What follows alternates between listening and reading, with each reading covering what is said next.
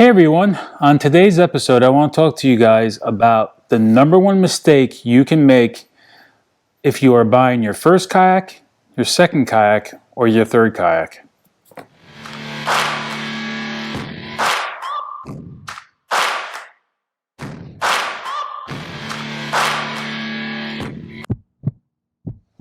So, what is your number one mistake when you are buying a kayak?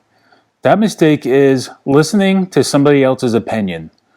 And this is more about stability over features.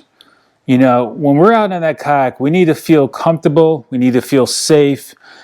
We don't need to have, that feeling every time the wind blows, to try to hunker down that you're not going to fall off your kayak, or if a boater's coming and there's a big wake coming that you're, red knuckling it, trying to hold on to something scared that you're going to fall out. You do not need that, because if you have that feeling, A, you're going to hate kayaking, you're never going to want to do it again.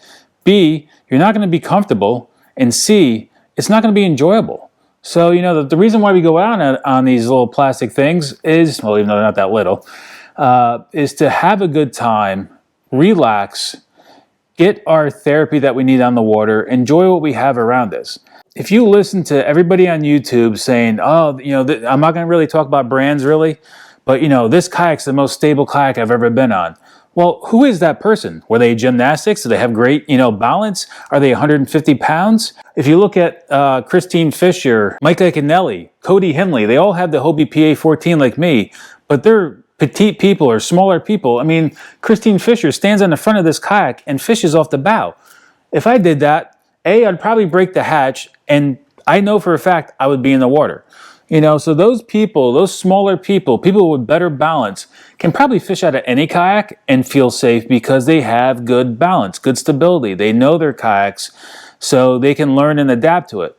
A lot of us that don't have good balance or on the older side, all that stuff, you need to have a good, stable kayak. I am going to say my opinion though. I've had two Hobie PA14s, and I did have an Old Town 13-footer. I think it was a Sportsman or whatever. It was a paddle one. It was like the ocean one or whatever. It was a 13-foot kayak. Everybody says, oh, it's really stable. It's a good, even though it's a big kayak, it's good to paddle. I wanted something that had in between just the paddle. I got on that. I fished it for about 3 weeks. And maybe in those 3 weeks, I probably had about maybe 4 or 5 trips out on it. I was able to do it. But every time the wind blew, or if the wind picked up and the waves started getting big on the lake or on the body of water I was fishing on, I wasn't comfortable. I was like looking over my shoulder, looking for that next wave to come. I was able to stand up in it, barely. I had the strap you could pull yourself up on, but when I stood up, I did not feel comfortable. So I sat down in that kayak all the time. I'm used to be 350, now I weigh about actually I jumped on the scale today, about 237. So I've lost over 110 pounds and my balance has not gotten any better. And I still feel the most secure in my Hobie. I've been on this platform for about 7 years. I watch other people's videos and say, well, let's talk about brands. The Bonafide, the, Old Town, the New Canoes. Now, New Canoe's pretty wide, but they all say that those kayaks are stable. I may get on it and not find it stable. So the number one mistake is listen to somebody else's opinion. Do not do that. If you're gonna go out and spend, whether it's $1,000 kayak or a $5,000 kayak, you need to try it out for yourself. Try multiple brands. Don't just go buy a kayak based on what that one person uses. Don't feel like you have to get that kayak because that person uses it. Once again, they may be either sponsored, which most time when they are sponsored, most time these people do like to use the products, but they may be kind of forced to stay on that platform. They may like the Hobie, but they can't because they need to pay bills. Not saying other brands are bad. Every brand, every manufacturer makes different style kayaks. But you need to be able to try these out for yourself, not listen to somebody else. Now, I was fishing somebody recently that has the Hobie PA14 now and used to have the Outback before that. And they said, what a world of difference. Now, some people say they have the Outback and are completely comfortable on it. I guarantee if I go on the Outback from Hobie, I probably wouldn't feel as comfortable as I am on the Hobie PA. This Hobie PA, I'm not going to be standing on the bow fishing like all these small people, but But I can stand up in this kayak, spin around, do what I got to do. I can jump in and out of it. I don't feel like when I jump in it, I'm going to tip out of it. I've only fallen once out of my Hobie, and that's when I first started, and I was like against a rock, I had a little bit of current, and I leaned over a little bit too far to grab something, and I just fell out. So I was in about maybe 3 feet of water. And that's the important thing of stability, is when I fell out of that water, I was in shallow water, so I was able to grab all my gear.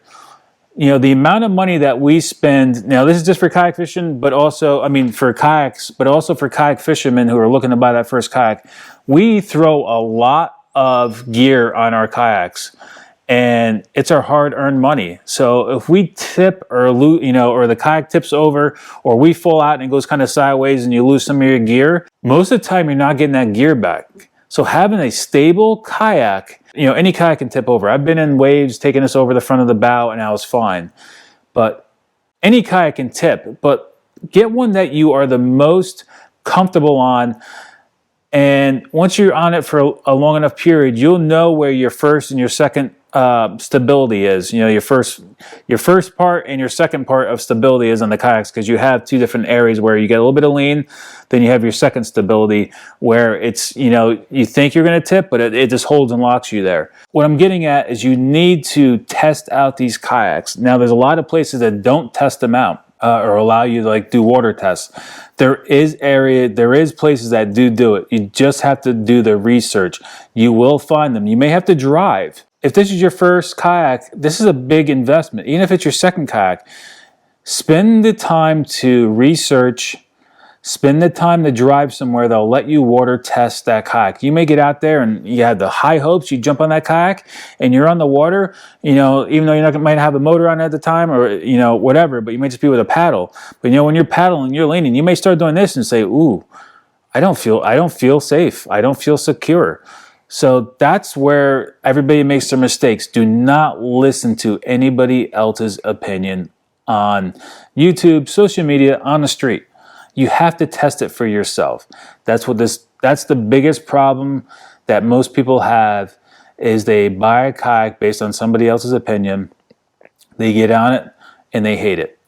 And either they never kayak fish again, or they try another brand based on what somebody says and they hate it even more, and they totally give up on kayak fishing. That's not what we want. We want, or even kayaking in general. You know, this is about kayaking and kayak fishing, but I'm always so used to saying kayak fishing. This is what we want. We want to get people on the water to enjoy kayak fishing, you know, and kayaking.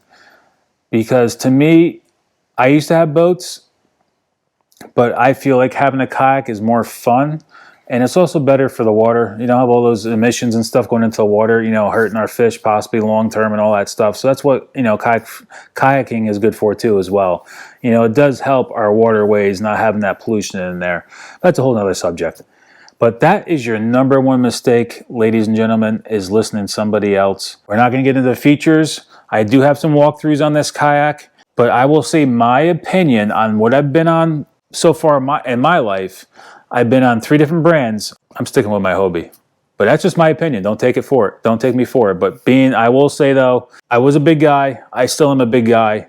I'm not very stable, I guess you could say. Or I'm flexible and I'm maneuverable, but my balance may not be as good as a lot of other people. But I feel really comfortable in the Hobie. But once again, do not take my word for it. Do not take my opinion. You have to try them out for yourself. You will find a place that will let you water test it. You may have to drive and spend 10 hours of driving to different dealers, but that is the best way to do it. My number 2 thing I would say too is, if you are going to get into kayaking or kayak fishing, make sure you buy the right kayak for what you plan on doing. But if you are getting into kayak fishing, spend the money that you can afford on the best kayak that you can afford, basically. You know, don't keep creeping up. I mean, now if you're impatient and you want to get into it sooner, that's a different story. I understand that because I'm impatient. But if you can afford that $3,000 kayak over that $1,000 kayak, I would just wait. If you can just wait a little bit longer, but try it out first, because you will not regret it. You know, the features, I'm not talking about stability here. I'm just talking about features. You will have better features in that higher end kayak. So I'm going to stop it there because you know it can rattle. As always, guys, be safe on the water, and I'll catch you guys on the water. Thanks for watching. See you soon.